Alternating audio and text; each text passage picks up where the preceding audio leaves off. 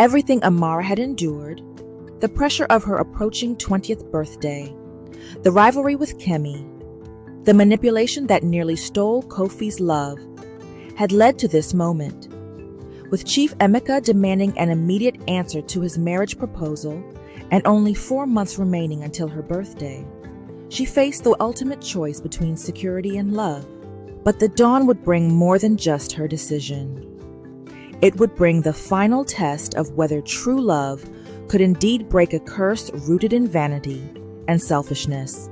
As the first pale light of dawn crept across Sunshine Village, Chief Emeka arrived at Baba Olu's compound with an impressive entourage. Behind him rode 12 men, his advisors, relatives, and witnesses, to what he clearly expected to be a formal acceptance of his proposal. The chief himself was dressed in his finest regalia, a flowing agbada robe of deep purple cloth with golden embroidery, a matching cap adorned with peacock feathers, and enough gold jewelry to outfit a small army.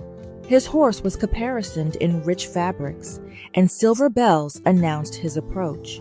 "Baba Olu," he called out as he dismounted, "I have come for your daughter's answer. I trust she has used the night to consider the wisdom of accepting my generous offer." The entire family had gathered in the compound's central courtyard, along with Kofi, who had spent the night keeping vigil with them. Neighbors crowded around the compound's edges, understanding that they were witnessing a moment that would become part of village legend. Amara stepped forward, wearing a simple wrapper of white cloth that made her natural beauty seem to glow in the morning light. Her elaborate braids were crowned with fresh jasmine flowers, and her only jewelry was the simple gold bangles her grandmother had given her. "Chief Emeka," she said with quiet dignity, "I am honored by your proposal and grateful for your generous offer, but I cannot accept it." The silence that followed was so complete that the morning bird song seemed to echo like thunder. Chief Emeka's face cycled through surprise, disbelief, and growing anger. "Cannot accept it?" he repeated, his voice dangerously low. "Do you understand what you are refusing? Wealth, status, security, everything a woman could desire." "I understand perfectly," Amara replied. "And I also understand that you offer these things in exchange for a beautiful wife who will bring honor to your household. But you have never once asked what would bring honor to my life, what dreams I might have, what kind of partnership I seek." "Dreams?" Chief Emeka's laugh was harsh. "You are a cursed woman with months to live unless you marry. Dreams are a luxury you cannot afford." "Perhaps," Amara agreed, "but love is not a luxury. It is the only thing that makes life worth living, curse or no curse." The chief's anger erupted. "You foolish girl, you would throw away your life for the romantic fantasies of a child. Very well, refuse me, and see how long your pride sustains you when you turn to stone at sunrise on your 20th birthday." With that, he remounted his horse and rode away, his entourage trailing behind him in clouds of dust and wounded dignity. As the drama of Chief Emeka's rejection spread through the village, Kemi appeared at the compound with her own proposal, not for marriage, but for what she claimed was Amara's salvation. "I admit I underestimated you," she said without preamble as she dismounted from her horse. "I thought desperation would make you accept any reasonable offer. But I see now that you're determined to be noble about your destruction." "Have you come to gloat?" Amara asked wearily. "On the contrary, I've come to offer you a solution that serves both our interests." Kemi smiled, but her eyes remained cold. "I will withdraw from our contest and publicly acknowledge your superior virtue and beauty. More than that, I will arrange for you to marry my cousin Femi, a good man who will treat you kindly and ensure your escape from the curse." It was not an unreasonable offer. Femi was known to be decent and prosperous, if not particularly exciting. More importantly, he was eligible and available. "And in exchange?" Amara asked, knowing there had to be a price. Kofi agrees to marry me instead. I've observed his healing abilities, and I believe he could be very useful to my family's trading business. Healthy workers are more productive, and a healer's reputation would open doors in new markets. The callousness of reducing marriage to a business transaction took Amara's breath away. You would force him into a loveless marriage for your commercial benefit. Force? Kemi laughed. I would provide him with opportunities he could never achieve as the husband of a cursed woman. Wealth, status, the resources to expand his healing practice. What man wouldn't want such advantages? From where he stood near the compound's entrance, Kofi stepped forward. This man wouldn't want them. Not at the price you're asking. Kemi turned to face him, her expression confident. Don't be hasty, Kofi. Consider what I'm offering. Consider what she's offering. I can give you certainty, prosperity, a future free from supernatural threats. She can give you, what? The possibility of love shadowed by the guarantee of loss? She can give me herself, Kofi replied simply. Her thoughts, her dreams, her partnership in building something meaningful. She can give me a life worth living, however long or short it might be. And when she turns to stone in 4 months' time, what will your noble love give you then? Memories of having loved truly, which is more than most people ever experience. And the knowledge that I chose courage over comfort, authenticity over advantage. Kemi's mask of composure finally slipped, revealing the desperation beneath. You're both fools. You're choosing poetry over practicality, romance over reality. When she's gone and you're alone with your principles, remember that I offered you an alternative. As news of the morning's confrontations spread, Elder Chike, the oldest and most respected man in Sunshine Village, requested an audience with Amara and her family. At 90 years old, he had seen more of life than anyone else in the village, and his counsel was sought on the most difficult decisions.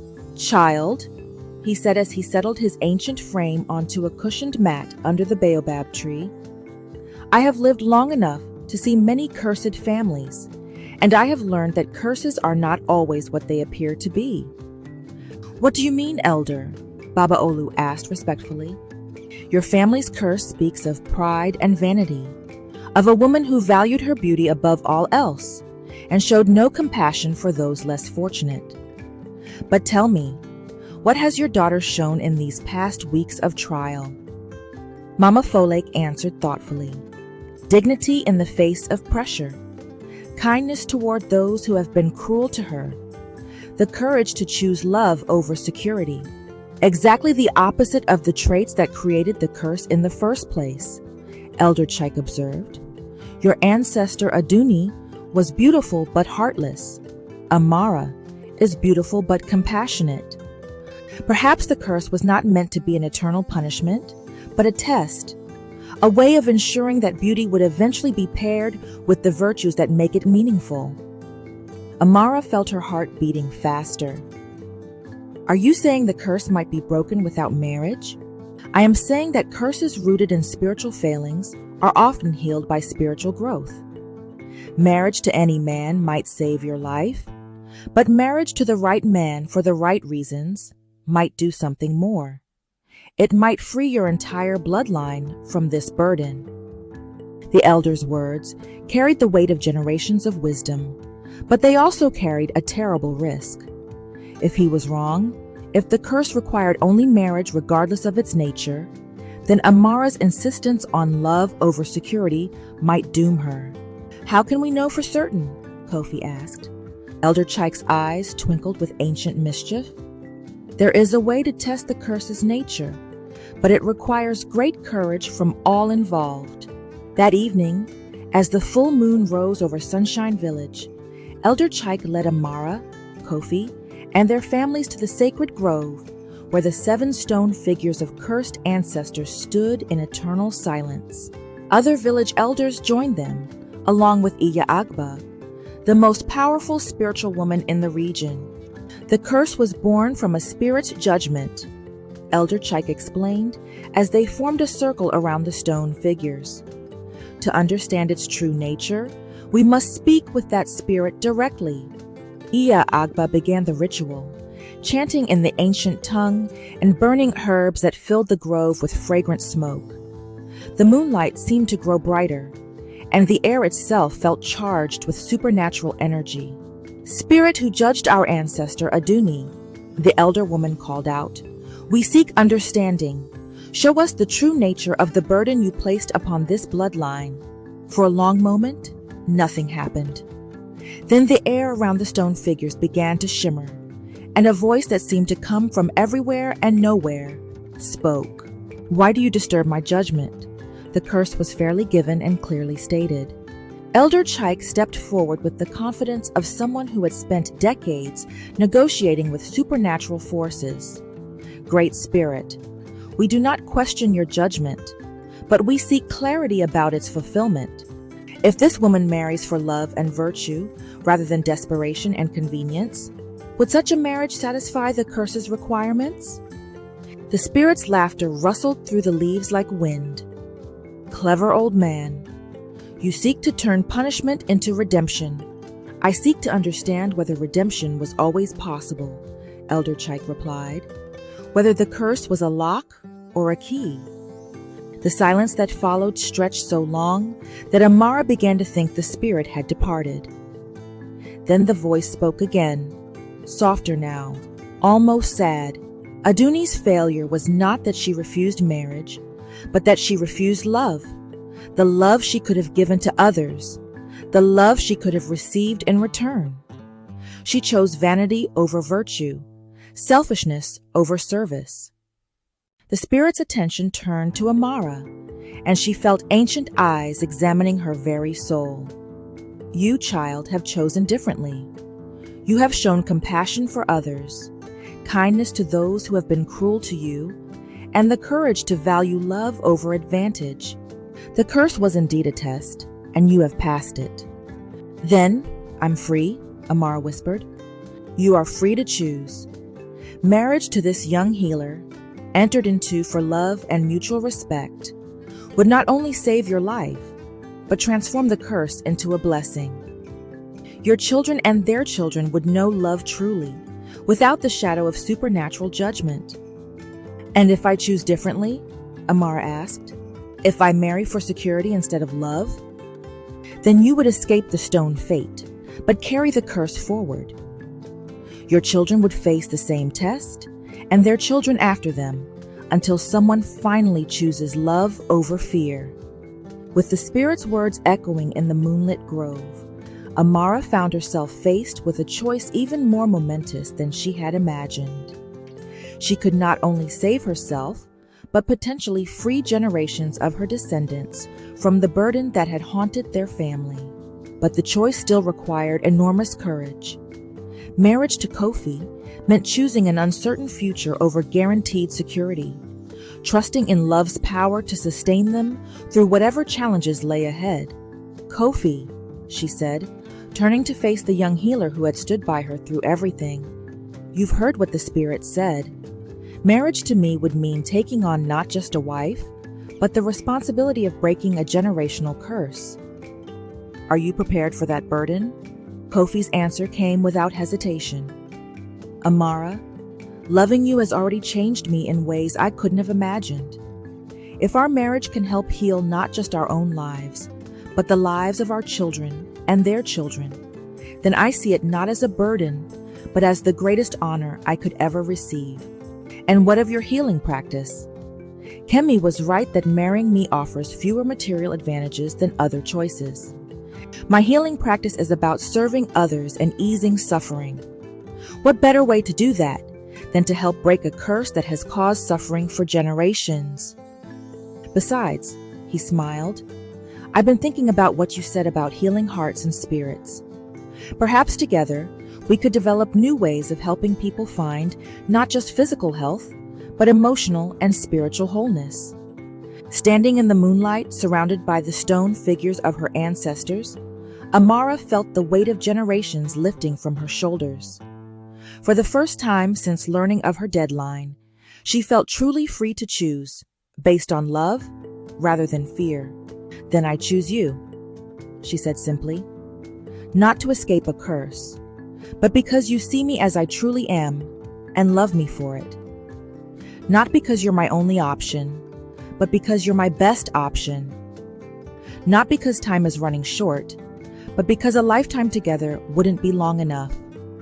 As they embraced, the grove filled with a warm light that seemed to come from within the stone figures themselves. For just a moment, Amara could see the faces of her ancestors, not frozen in stone, but alive with joy and approval. The curse that had shadowed her family for generations was finally broken. 3 weeks later, Sunshine Village hosted the most joyous wedding celebration in its history. Word had spread throughout the region about the curse's breaking, and people came from distant villages to witness the marriage that had transformed supernatural punishment into redemption. The ceremony took place under the great baobab tree in the center of the village, with Elder Chike performing the traditional rites. Amara wore a wrapper of pure white cloth embroidered with golden thread, her braids crowned with fresh flowers from the village children who had gathered petals for days in preparation. Kofi wore the traditional Agbada robe in deep blue, with intricate white embroidery that his mother had worked on for weeks. Around his neck hung a necklace of cowrie shells and healing stones, marking him as a man dedicated to service and wisdom.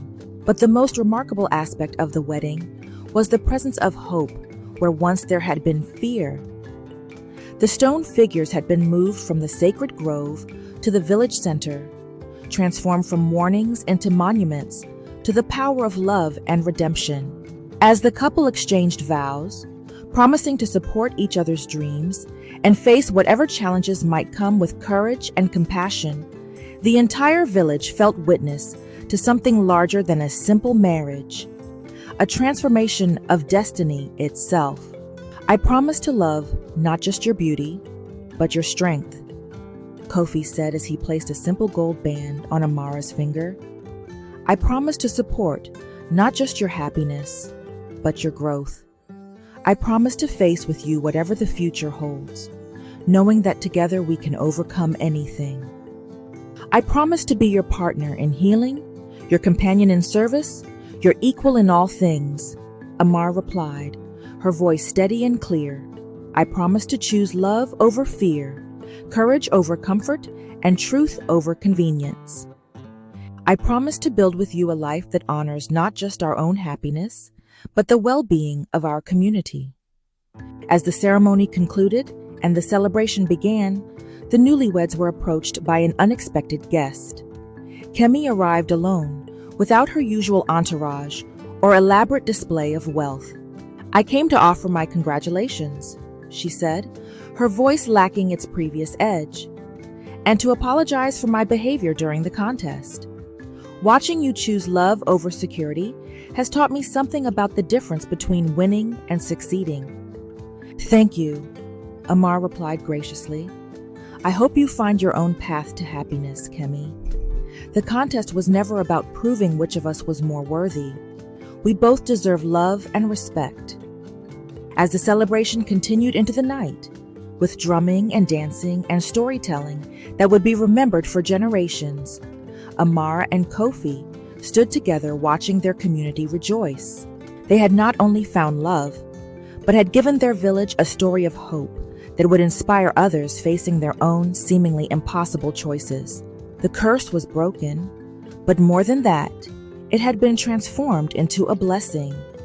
Their children would grow up knowing that love conquers fear, that courage can overcome any obstacle, and that sometimes the greatest tests lead to the greatest triumphs.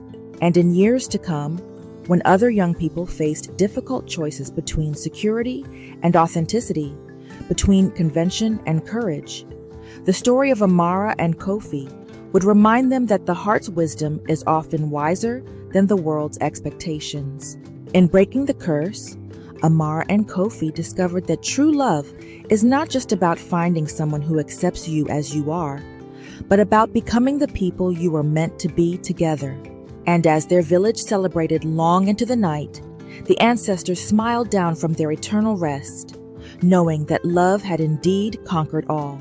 5 years later, Amara and Kofi had become known throughout the region, not just as the couple who broke the ancient curse, but as healers who treated both body and spirit. Their compound had grown into a healing center where people came seeking not just remedies for physical ailments, but guidance for matters of the heart.